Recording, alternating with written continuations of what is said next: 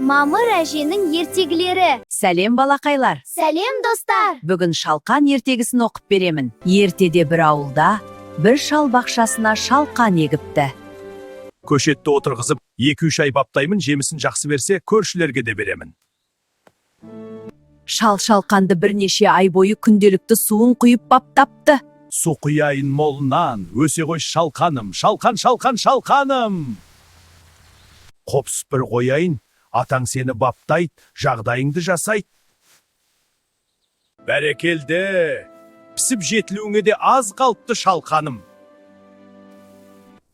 Бір күні шал бақшасына келіп қараса, О, Алланың құдіреті ай, мұндай да болады екен ау, не деген үлкен шалқан. Енді бұны қалай шығарсам екен, а? Қазып көрейін. Мына шалқан шығады ма жоқ па? Әлде көмекке кемпірімді шақырсам ба? Ей, кемпір-ау, тартсаңшы, қаттырақ тарт. Тартып жатырмын. шығара алмаймыз ау сірә, көмекке қызымды шақырайын. Қызым жүре қойшы, бізге көмегің керек. Жарайды әже. Ата, апа, сіздер тарта тұрыңыздар. Мен көмекке Ақтөсті шақырайын. Кішігім, бізге көмегің керек. Бақшада үлкейен шалқан өсіпті. Соны шығаруымыз керек.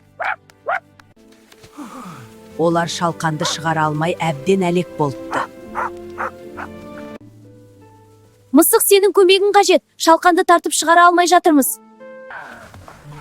Содан мысықтың ойына тышқан келеді. Бір көмектесе, тышқан көмектеседі деп ойлайды. Ол тышқан, мен қазір оны ұстап алып келемін. Тышқан келіп, шалқанның астын қаза бастайды.